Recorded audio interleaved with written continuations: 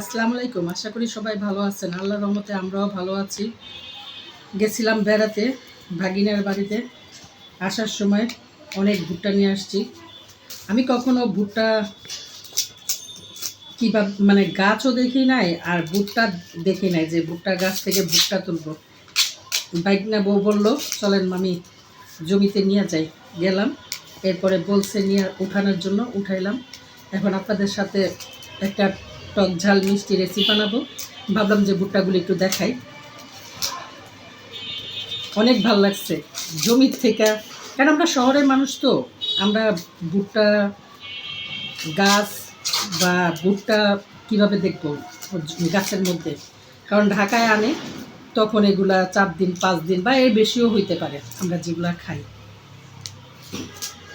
এখন রেসিপিটা বানাবো আপনাদের সাথে, তখন শেয়ার করবো। ভুট্টাগুলি ছিলে নিই। দেখেন একদম কচি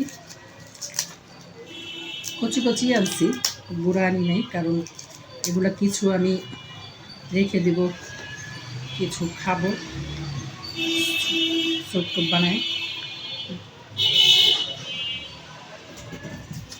ভুট্টাগুলো সব ছিলে নিয়েছি। এখন এগুলো আমরা টক ঝাল মিষ্টি বানাবো, খাবো, আর এগুলো রেখে দিব, পরে খাবো আর কি। 1.5 কাপ পানি দিয়ে দিলাম। এখানে আমি কাপ দিয়ে মাইপে নিচ্ছি 1.5 কাপ। লবণ দিব,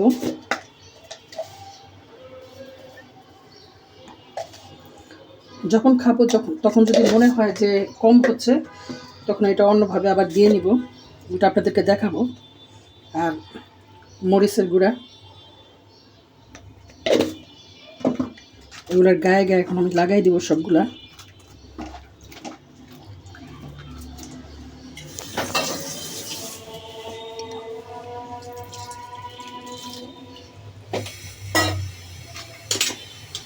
আমি আধা কাপ পানি দিয়েছিলাম, কিন্তু ওইটা আজান হইতেছিল তো এই জন্য মুখে বলি নাই। আমার এগুলো হয়ে গেছে, দেখেন। আমি এখন জাল বন্ধ করে দিব। এই যে এখন আমি একটু পুড়ে নিব, এগুলা দোকানে যেমনি পুড়ে এরকম করে পুড়ে নিব। ওরা তো কয়লায় পুড়ে, ওইভাবে তো সম্ভব না, এই জন্য আমি চুলাই পুড়ে নিতেছি।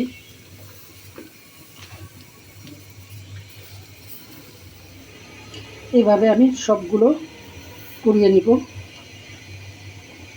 সব তো দেখানো সম্ভব না, কিন্তু এই যে পুড়েছি বাকিগুলো এইভাবে পুড়ে নিব। পুড়ে নিয়ে আসছি। এখন যেহেতু টক ঝাল হবে, এখানে ধনিয়া পাতা, মরিচ,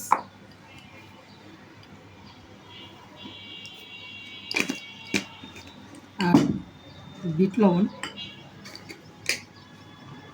সামান্য একটু চিনিও দিব, নাহলে তো টকের ব্যালেন্স হবে না।